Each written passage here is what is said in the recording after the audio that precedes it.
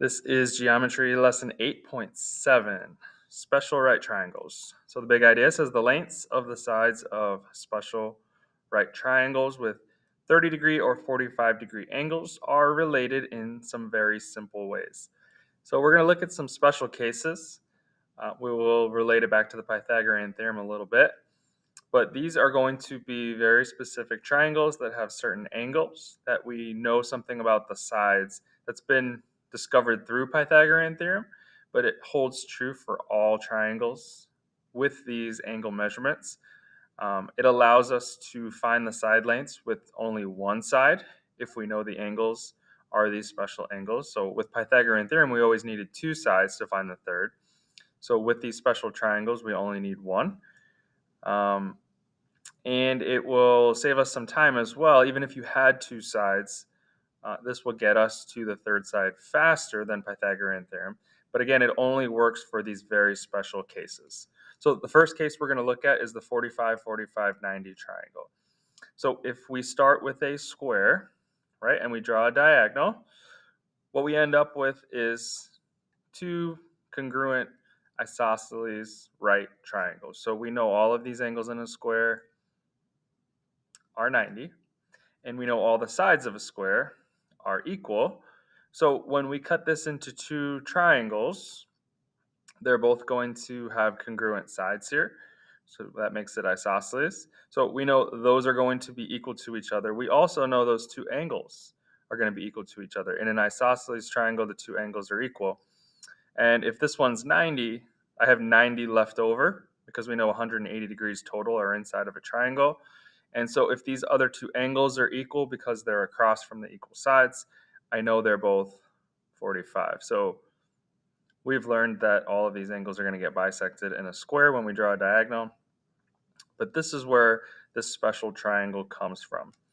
So if we separate the triangle right here, we're going to call this x and x because they're equal. So whatever number it would be, they are the same because it's an isosceles triangle. And then, of course, we've got c out here because that is across from our 90. So if we're using Pythagorean theorem, c is out here. This is the same number because it's isosceles, so x squared plus x squared equals c squared. So starting out with that, again, without even a number, we can simplify this. So those go together and make 2x squared, right? X squared plus x squared is 2x squared. And then we're going to square root both sides to try and find out what is c equal to.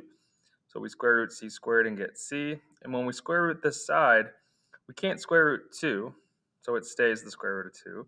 But the square root of x squared is x. And so this is what we end up with. This is where it was derived from. And so if we have x and x, c out here is going to be equal to x radical 2. Here's what I mean by that. If you have a 45, 45, 90 triangle, and you have a side length of, say, 9 here. Well, we know both of these sides is 9 because it's isosceles.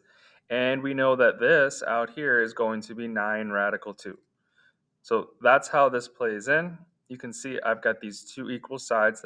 That's why they're both represented with x. And c in this special triangle is always going to be that number. That's why there's an x multiplied by square root of 2. Okay, so let's prove that real quick. And then we'll go use this special property to find some missing side lengths. So let's say we started with, instead of 9, so it's a 45, 45, 90. Let's say we started with, I'm just going to make up a number, a 4 here, right? And then we automatically know that this is a 4. And if we didn't know this special case, because this is a right triangle, we could use a squared plus b squared equals c squared. So 4 squared plus 4 squared equals c squared. So that's going to be 16 plus 16, which equals c squared. So 32. And when we take the square root of 32, so first of all, what we know with this special property is that we should get 4 radical 2. So when we simplify this side, we've talked about what that looks like. You split this into two pieces. The best ones, like 4 is going to fit. but 16 is going to get you there faster. So square root of 16 times square root of 2, because those multiply to 32. Square root of 16 becomes 4. And you can see algebraically we've simplified down to the same answer. Let's talk about this with the actual numbers. So if we took the square root of 32, we get this. And if we just went straight to 4 square root of 2, we get the same thing. So with this very special case now with the 45, 45, 90, we don't need to go through this whole process of a squared, b squared, c squared. If you know what these are, we know what this one is as well. It's x radical 2. Okay, so this theorem here states that if you have an isosceles right triangle, the leg has length x, okay, x and x here on the legs, and the hypotenuse then has length x radical 2. So example number 1, we're going to walk through these.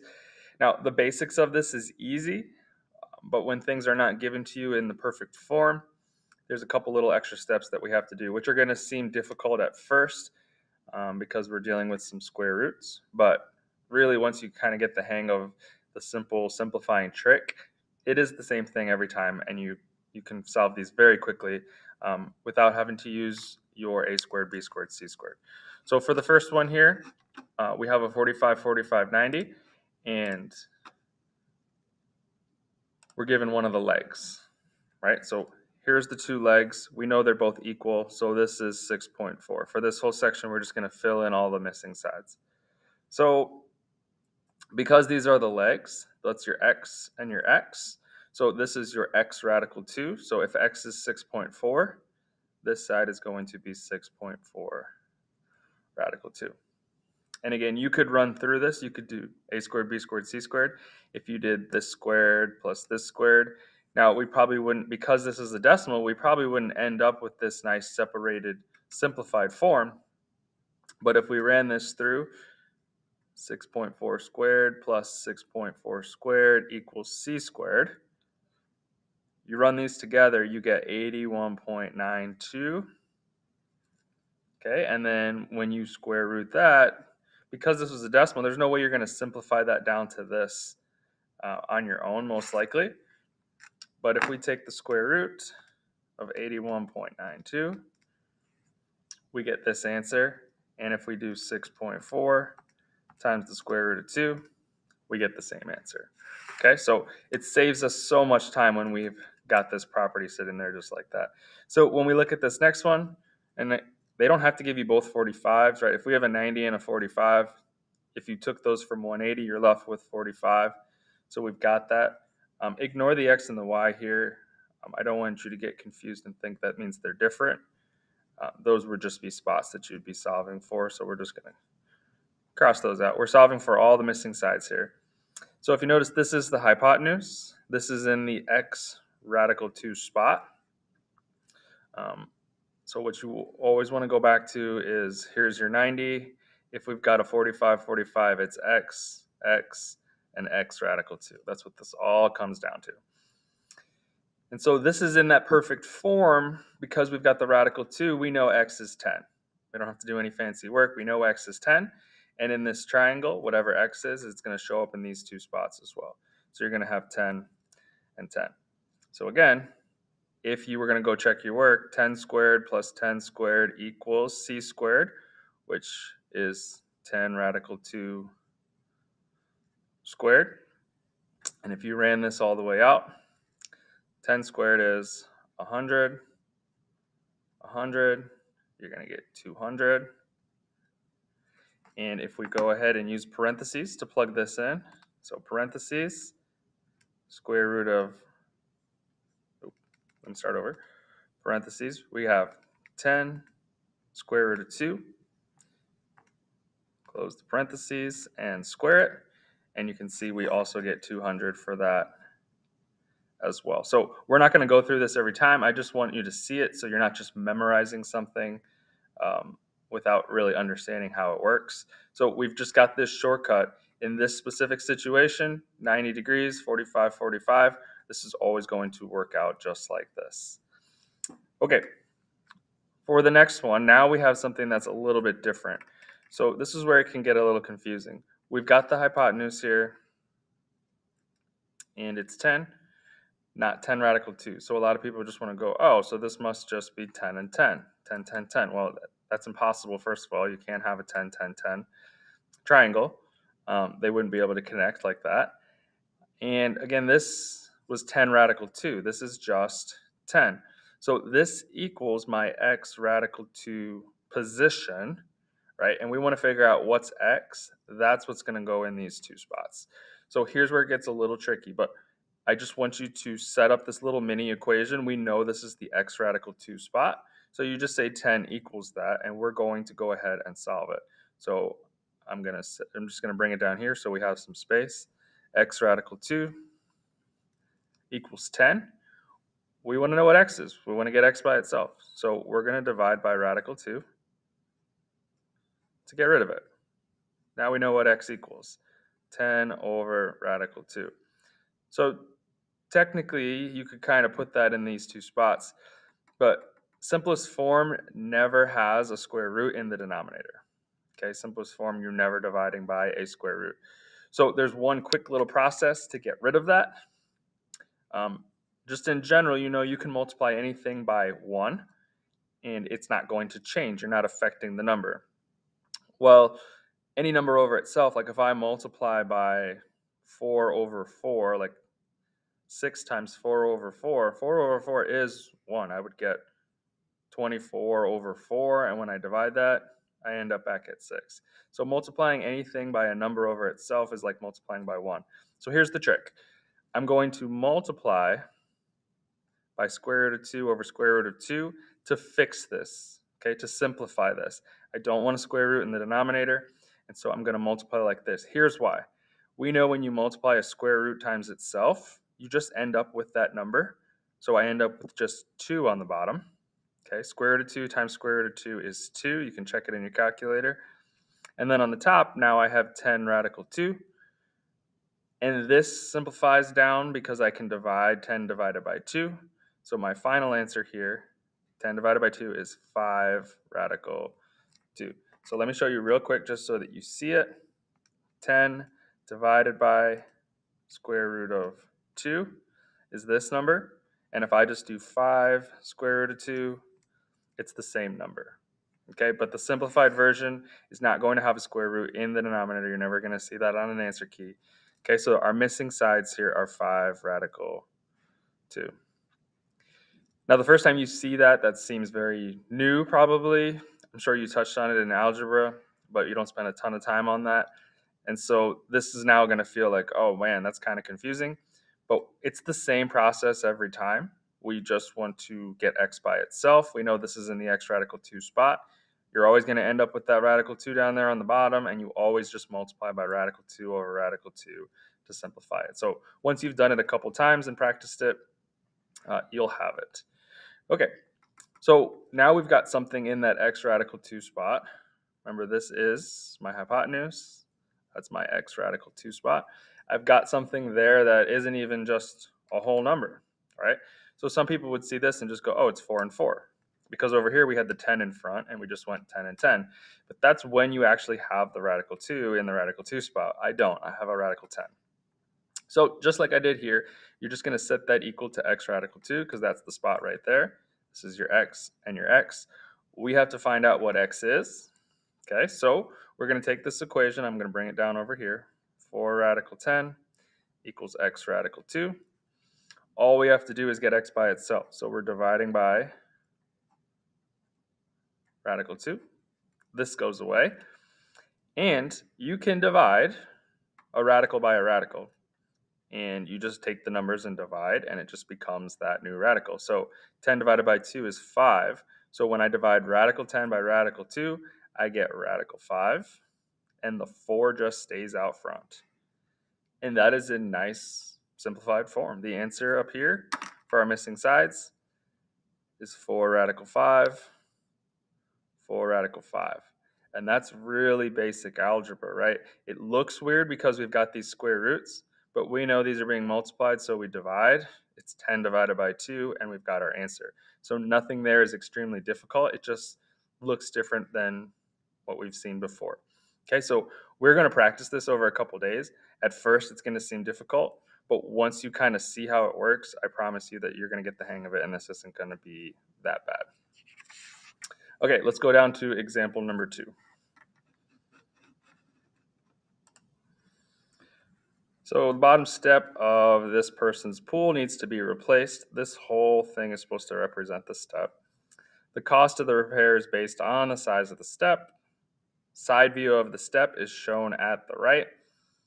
All right, so FABD, FABD. It's a trapezoid. So they're telling you AB is parallel to FD. That makes it a trapezoid. And then FD is perpendicular. FD is perpendicular to DB. So this is 90, and then this down here would also be 90. But in this case, we're not going to need that one. They know that AB, it's marked in the picture, is congruent to or equal to BD. AD is 12. It's right here. Okay. And then FD is 18. So everything that's written in here is in the picture. We're going to find the area of this entire step to the nearest square inch. So when we look at this, we need to figure out what are these side lengths here so that we can find the area of either these triangles and add them together or the entire trapezoid. So we're just trying to find the area of this shape basically, okay? That's the basics of what's going on here. How do we find the area of this when we don't have all of these sides here? So you could call this x and x since they're equal and say x squared plus x squared equals 12 squared. This is a 90-degree triangle. You can do a squared, b squared, c squared, but we're going to, of course, use our new skills here to figure this out. So if we were going to just solve this as a trapezoid, we need base 1, base 2, and the height. Okay, so if we find out what these sides are in the triangle, we've got this base. We were already given this base, and that would be the height. So let's just focus in on the triangle here. I know that this is a 45, 45, 90 triangle because, first of all, it's a right triangle and because it's isosceles. If I didn't know it was isosceles, I can't assume this is 45, 45, 90. But as soon as you see a 90-degree isosceles triangle, it has to be 45, 45 because this is already 90. Isosceles means two equal angles. Okay, I have 90 here, 180 total leaves me 90. And if I'm splitting that equally, it's 45 and 45. Okay, so across from this now is my 12. So that is in my x radical 2 spot. Okay, so we write that out. X radical 2 equals 12. We want to know what's x, so we're going to divide by radical 2 to get rid of it. We've got 12 over radical 2. We can't keep it that way, so we're going to multiply by radical 2 over radical 2. What does that do? That gives me 12 radical 2 on top. Any radical times itself becomes the whole number. So I get 2 on the bottom, just whole number 2, not radical 2. It goes away when you multiply. And now this can be divided. So x is 6 radical 2. So I can put that out here now. 6 radical 2, 6 radical 2. Kind of a weird number, right? In the real world, are you going to be using that number? Probably not. Okay, but to find the area here, we now have enough information to either do this as two separate triangles. This 6 radical 2 would be the height of this triangle. So you could do 1/2 base times height. 18 is the base, 6 radical 2 is the height. And then you could go over here to this triangle and do 1/2 base times height. Base and the height are 6 radical 2 and 6 radical 2. You could solve them separately and put them together. I was going to go through that process, but for the sake of time, we're just going to solve this as a trapezoid.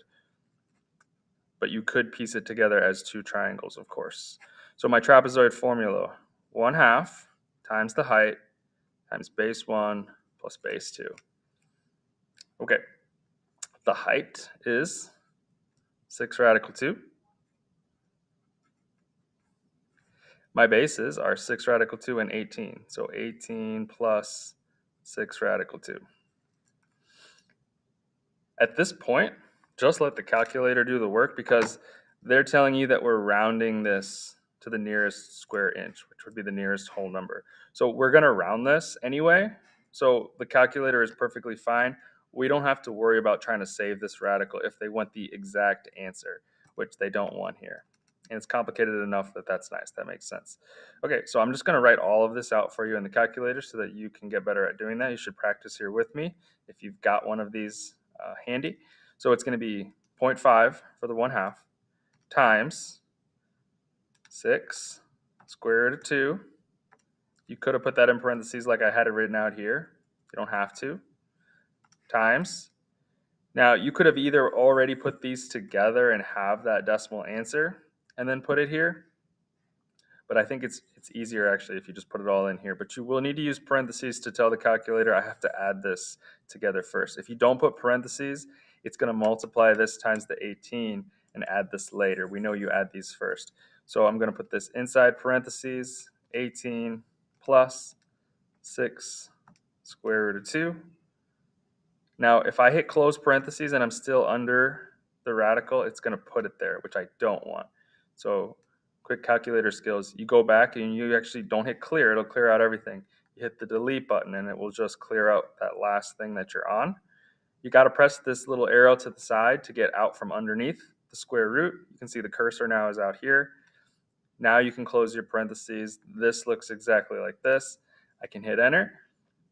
It said round to the nearest square inch. That's the nearest whole number, nearest inch. It's 112.3. 3 is not going to round this up. So my final answer here is going to just stay 112 square inches.